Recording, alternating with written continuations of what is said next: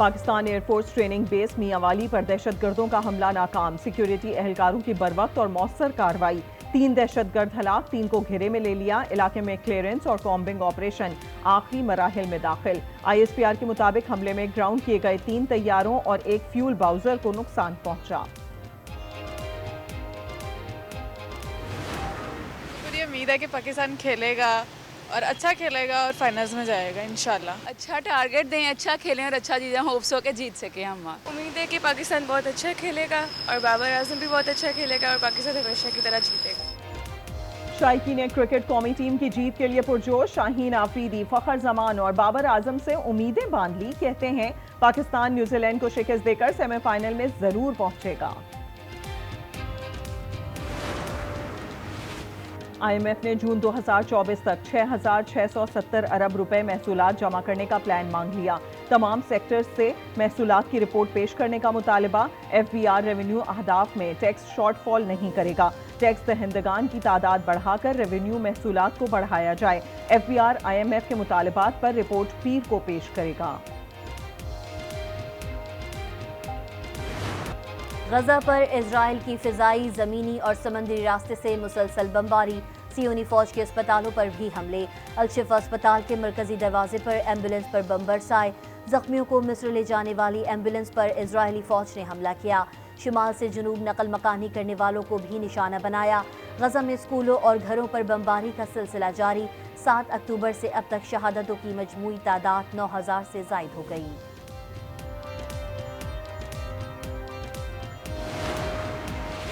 غزہ میں الشفا ہسپتال کے قریب سڑکوں پر لاشوں کی تصاویر ہولناک ہیں، ایمبولینسز پر اسرائیلی حملے سے خوفزدہ ہوں، اقوام متحدہ کے سیکرٹری جنرل انتونیو گوتریس کا فوری طور پر تنازع کو روکنے کا مطالبہ۔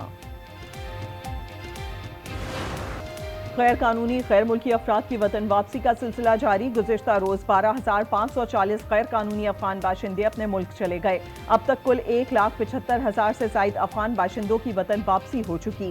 غیر قانونی افغان شہری کہتے ہیں عزت سے واپس جا رہے ہیں، ہمیں حکومت پاکستان سے کوئی تکلیف نہیں۔ خیبر پختونخوا حکومت نے بعض غیر قانونی غیر ملکیوں کو گرفتاری سے مستثنی قرار دے دیا، اعلامیے کے مطابق دیگر ممالک کے ویزے کے لیے درخواستیں دینے والوں کو گرفتار نہ کیا جائے۔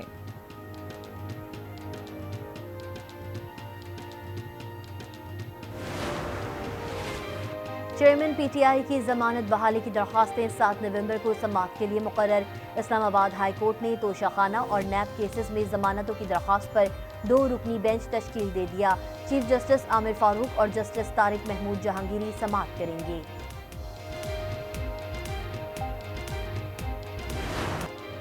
ملک میں عام انتخابات 8 فروری 2024 کو ہوں گے، نگراں حکومتیں بغیر کسی رکاوٹ کے انتخابی عمل کو یقینی بنائیں، سپریم کورٹ نے انتخابات 90 روز میں کرانے سے متعلق کیس نمٹا دیا، چیف جسٹس نے حکم نامے میں کہا معاملہ تمام فریقین کی رضامندی سے حل ہو چکا، کسی نے انتخابات کی تاریخ پر اعتراض نہیں کیا۔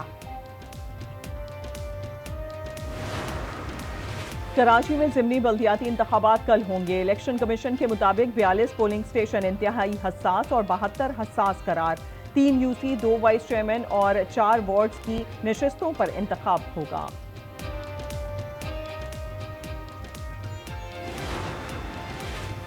محسن نقوی کا ڈیفنس موڑ فلائی اوور پروجیکٹ کا دورہ، تعمیراتی کاموں کا معائنہ، منصوبے کی پیش رفت پر اطمینان کا اظہار، کام کو مزید تیز کرنے کی ہدایت، کہا تعمیراتی کاموں میں کوالٹی پر کسی قسم کا سمجھوتہ نہ کیا جائے، منصوبے سے شہریوں کو آمد و رفت میں سہولت اور آسانی ملے گی۔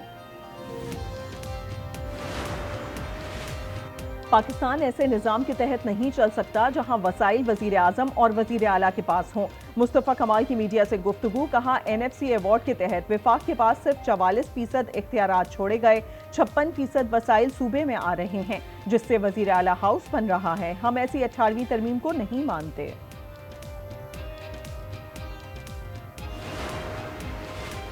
پنجاب کے مختلف علاقوں میں اس موقع ڈیرے، شرکپور، عارف والا، ننکانہ صاحب میں اس موقع باعث ٹریفک کی روانی متاثر، موٹر وے M3 ٹریفک کے لیے بند، مسافروں کو متبادل ہائی ویز استعمال کرنے کی ہدایت۔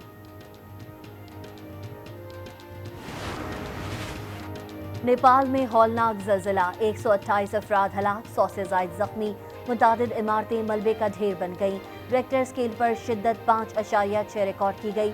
मरकज खटमंडू से 250 मील शुमाल मशरक में वाक़ था।